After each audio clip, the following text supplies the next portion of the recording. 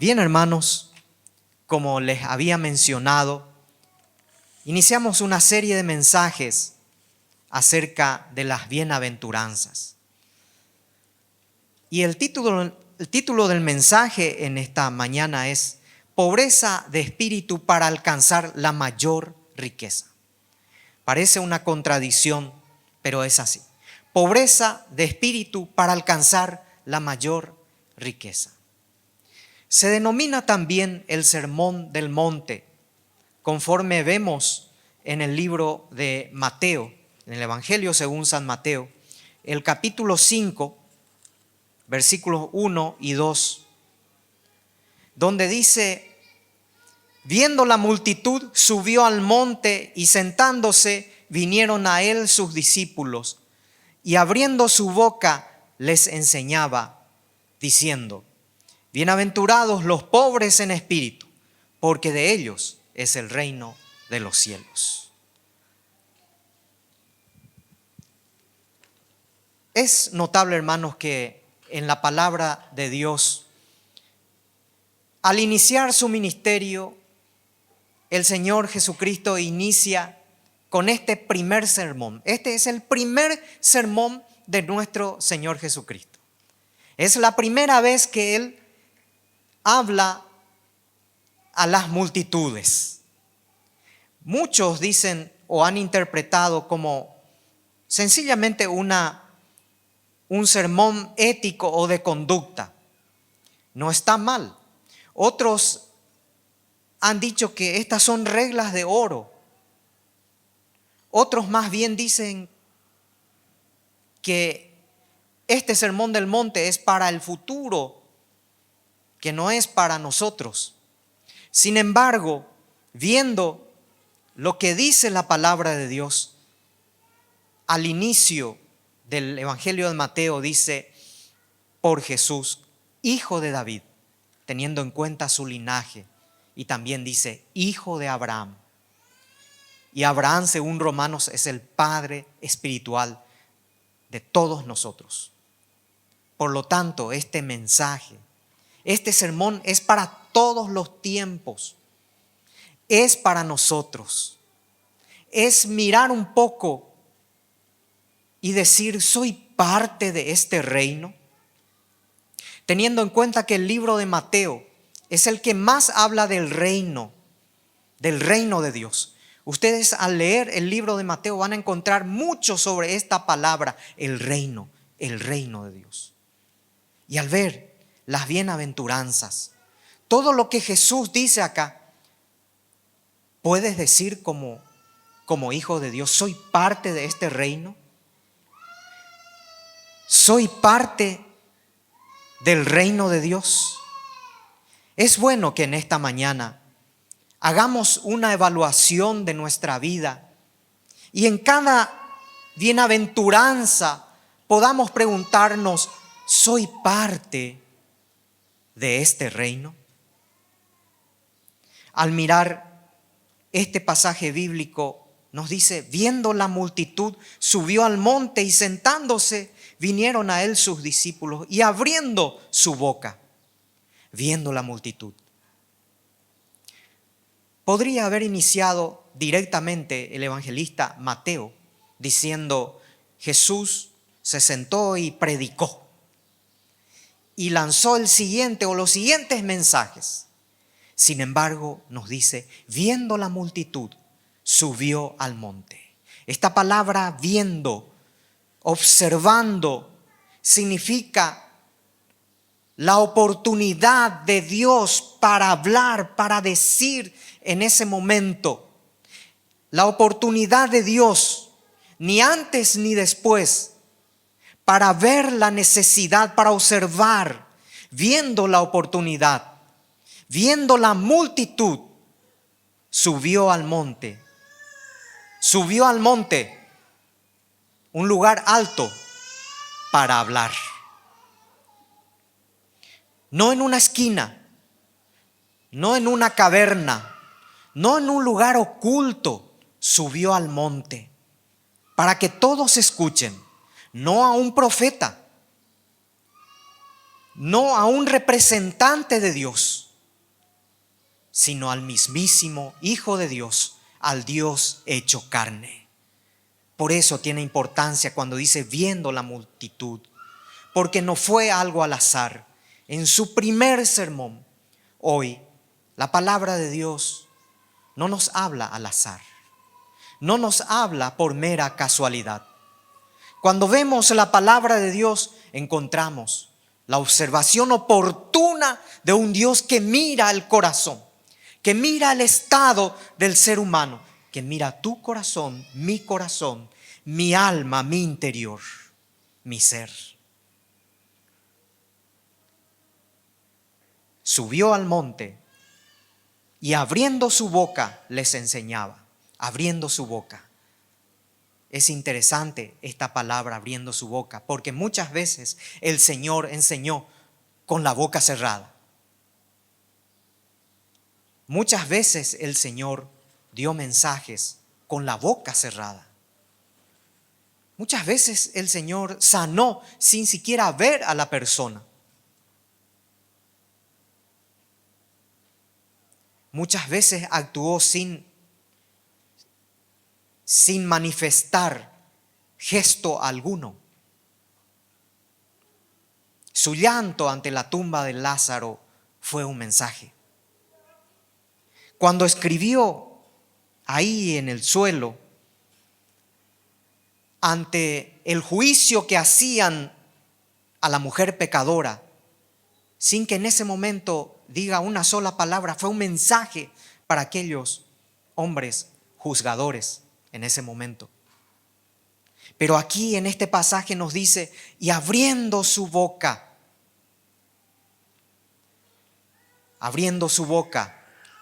originalmente significa una expresión solemne, grave y digna de ser escuchada. Era su primer sermón. Era su primer mensaje.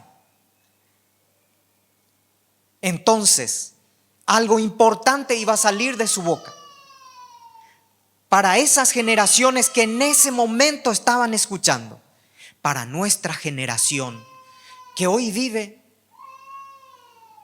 una situación singular, especial. Mis queridos hermanos, el Señor sigue hablando hoy, sigue abriendo su boca a través de su palabra y nos habla. Hoy quiero preguntarte, ¿estás escuchando el mensaje? ¿Estás escuchando la voz del Señor? ¿Hoy escuchas lo que te dice el Señor?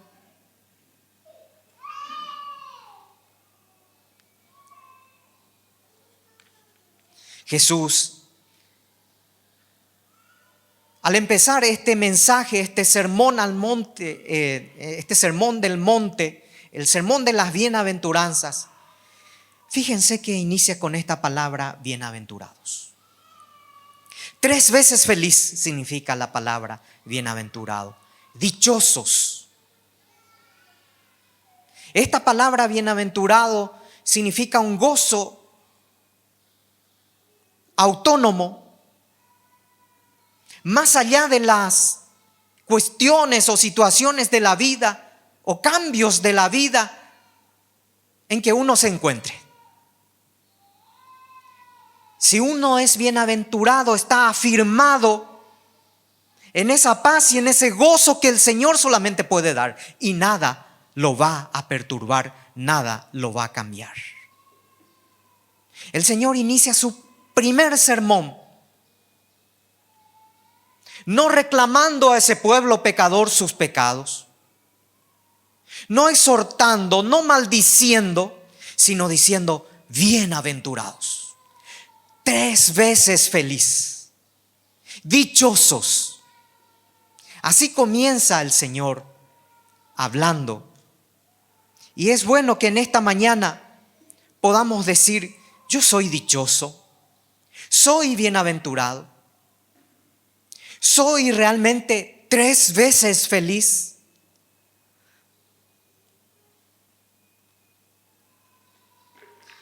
Y comienza esta serie de sermones diciendo: bienaventurados los pobres en espíritu, porque de ellos es el reino de los cielos.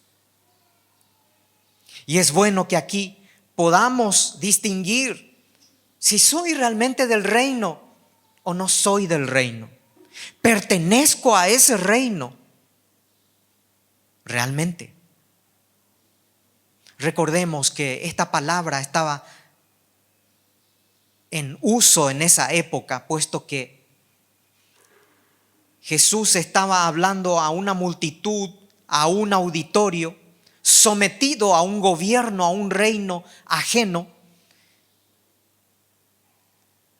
a ese reino llamado Imperio Romano, del cual este pueblo subyugado, sometido, quería salirse. Pero Jesús inicia este sermón diciendo: son felices los pobres en espíritu, porque de ellos es el reino de los cielos. Hay un reino diferente al nuestro. Es el reino y gobierno material del mundo. Un reino temporal, un reino que un día se va a acabar, que un día se va a terminar. Entonces Jesús trata de distinguir estos dos reinos y de tomar una decisión. Y dice: son felices los pobres en espíritu. Los pobres en espíritu, aquí la palabra espíritu significa el ser, el alma. No es el Espíritu Santo, está en minúscula. Ahora, ¿quién es el pobre en espíritu? El pobre en espíritu no es aquel que tiene baja autoestima. No es aquel que vive oprimido. El pobre en espíritu más bien denota a la persona que está en un estado de mendicidad, en un estado de necesidad espiritual. Los pobres en espíritu, los pobres en su ser. No se refiere a la pobreza material.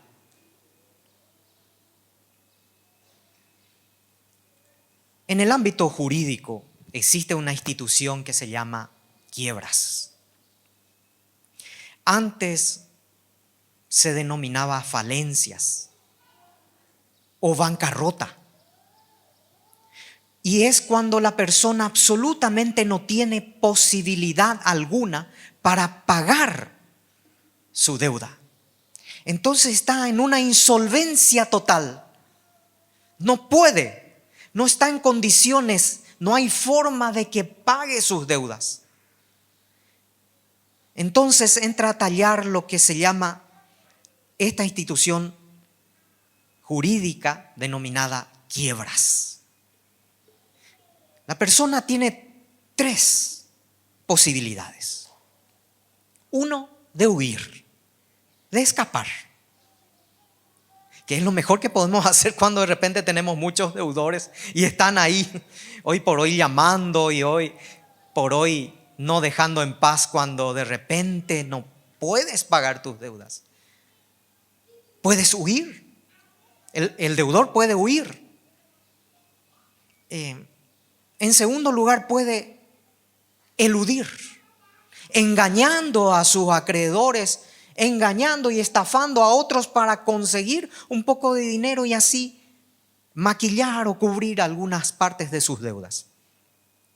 Y en tercer lugar, puede hacer sencillamente presentándose ante el juez y diciendo: estoy en quiebra.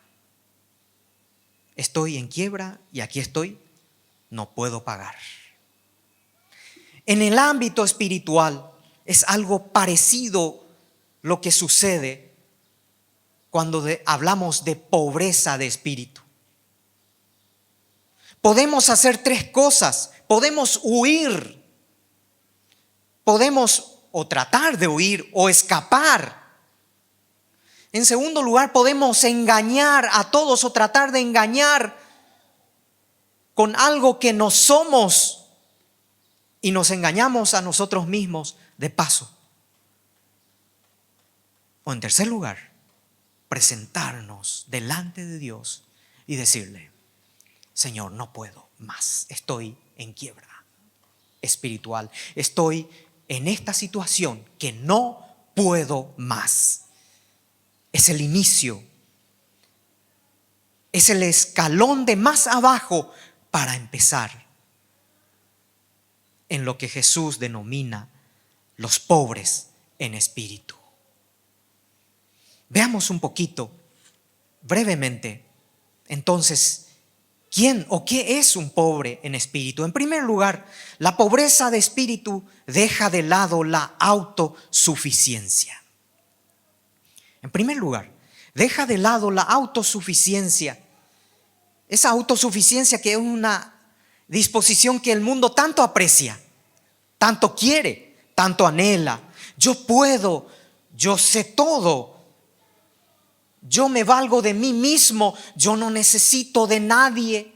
Son expresiones que ya no pueden pertenecer o no pueden ser parte del vocabulario de aquel que dice ser pobre en espíritu. Dejamos nuestra autosuficiencia cuando le decimos a Dios: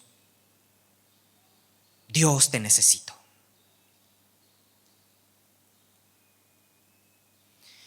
Esto lo vemos, este ejemplo clásico lo vemos en el hijo pródigo, quien pidió a su padre por adelantado todos sus bienes o todo lo que le correspondía a él como herencia.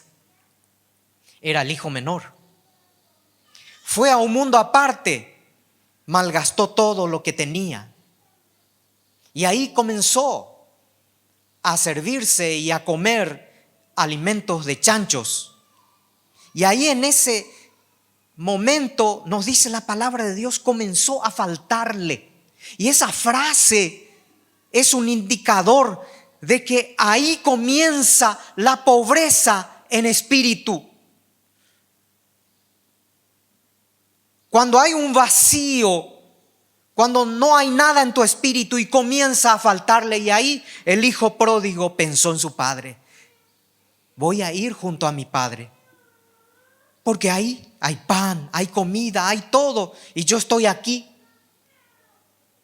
ya sin su autosuficiencia.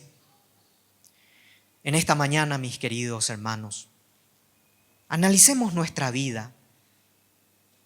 Y como hijos de Dios sepamos de que esta bienaventuranza es para nosotros, porque alguna vez hemos reconocido nuestra pobreza en espíritu. Pero pensemos en esta mañana, todavía hay una sobra, un resto de esa autosuficiencia. Todavía quedan vestigios de ese pasado en nosotros. La pobreza en espíritu dice al Señor: Dios, te necesito. En segundo lugar, la pobreza de espíritu rechaza toda actitud que rehúsa postrarse ante Dios.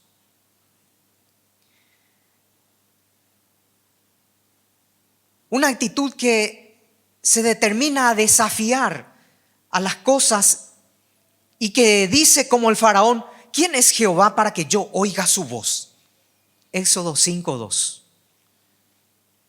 El pobre en espíritu no dice eso, se postra delante de Dios. Se postra delante de Dios porque no hay otro recurso para él, para el pobre en espíritu, que no sea Dios. Hoy por hoy buscamos muchos recursos económicos, buscamos saberlo todo, recursos tecnológicos. Buscamos recursos en tal vez en personas, en el poder que tengan otras personas. Pero el pobre en espíritu se arrodilla delante de Dios, reconociendo su condición, Recordemos a Isaías. Isaías, cuando vio la santidad de Dios, 3 veces santo, se apartó y dijo: soy hombre pecador, porque teniendo labios inmundos y perteneciendo a un pueblo de labios inmundos, mis ojos han visto al Rey. Soy pecador. Recordemos a Pedro, cuando delante del Señor, ante la pesca milagrosa, sin poder pescar nada esa noche, Jesús le dijo: tira la red. Señor, no hemos pescado nada, pero en tu nombre, en tu palabra, voy a tirar la red. Al tirar la red, luego la red se rompe. Mira al Señor, se arrodilla y dice: Señor, apártate de mí, porque soy hombre pecador. La pobreza en espíritu se inicia cuando nos arrodillamos delante de Dios y reconocemos nuestra condición de pecadores. En esta mañana recordemos eso también, mis queridos hermanos. Recordemos de dónde hemos salido y de rodillas siempre delante del Señor. Y en tercer lugar, finalmente, el ser pobre en espíritu es darse cuenta de que no soy nada delante de Él. No soy nada, no puedo ser nada delante de Él. Que no tengo nada, que no puedo hacer nada sin Él. La pobreza de espíritu es evidente en una persona cuando es traída a la tierra delante de Dios para comprender su total incapacidad. Es la primera evidencia que se experimenta de una obra de gracia divina en el alma. Hoy en nuestra sociedad, que procura salirse adelante en medio de una situación en que muchos han perdido un ser querido por una cuestión irremediable y fuera del alcance de la sabiduría, de la inteligencia humana de darle freno a ese virus. Hoy tenemos que darnos cuenta de que sin Él no somos nada. No somos nadie y no podemos hacer nada. Yo mismo también experimento hoy la partida de un ser querido a consecuencia de todo lo que viene sucediendo en nuestro país y en el mundo. Todos aquí de alguna forma hemos sufrido o hemos visto partir a alguien. ¿Por qué? Porque sin Él no podemos hacer nada, no somos nada y no somos nadie tampoco. Ser pobre en espíritu es darnos cuenta de que no tenemos nada, no somos nada y no podemos hacer nada sin Él. La bienaventuranza termina con esta promesa: porque de ellos es el reino de los cielos. Es decir, que solo aquellos que entienden su condición pecaminosa y reconocen su ruina espiritual son quienes se acercan humillados a Dios y son recibidos en su reino. ¿A cuál reino perteneces?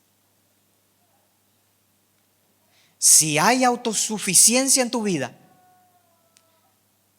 si no te rindes al Señor de rodillas, si todavía piensas en tu vida de que eres alguien que lo puede todo,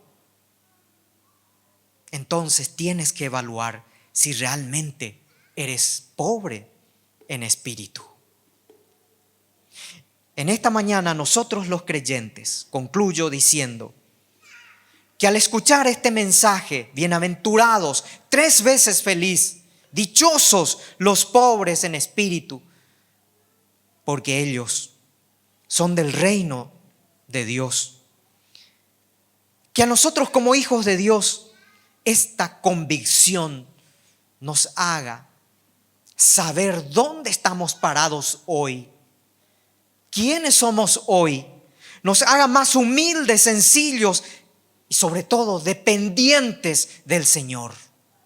No dependas de otra cosa, no dependamos de otra cosa que no sea el Señor. Todo va a terminar, hermanos, todo va a pasar un día, todo se acabará. Recuerda que un día también te has de arrodillar delante de Dios.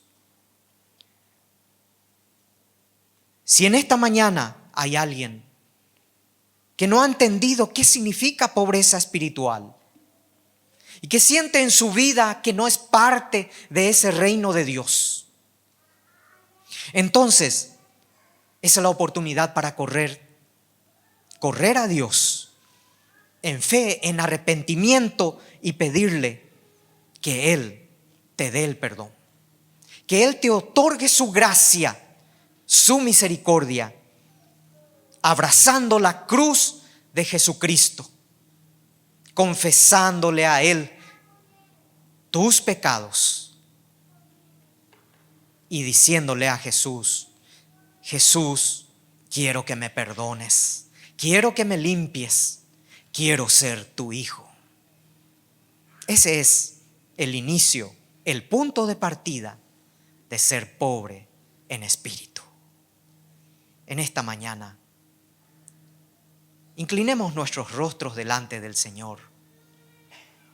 Y si en un momento dado en nuestra vida hemos olvidado o nos hemos distraído de esta bienaventuranza, ser pobre en espíritu, esta mañana volvamos nuevamente a esa bienaventuranza. Dejemos de lado toda autosuficiencia. Recordemos que delante de Él tenemos que arrodillarnos. También sepamos en lo profundo de nuestro ser que sin Él nada somos, nada tenemos y nada podemos hacer. Bienaventurados los pobres en espíritu, porque de ellos es el reino de Dios. ¿Tú perteneces a ese reino? Esta bienaventuranza lo tienes en tu vida. Que sea así en esta mañana. Nuestro Dios y nuestro Padre, en esta mañana te damos gracias, porque en tu palabra nuevamente hemos de recordar en nuestros corazones que tú nos has llamado a ser pobre en espíritu. Y es que reconociendo esa condición solamente podemos estar delante de ti. Señor, perdónanos, porque muchas veces nos ha traicionado nuestra autosuficiencia o el deseo de ser autosuficientes. Muchas veces, en vez de arrodillarnos, hemos sacado pecho a las cosas y deseado llevar todo por delante. Perdónanos.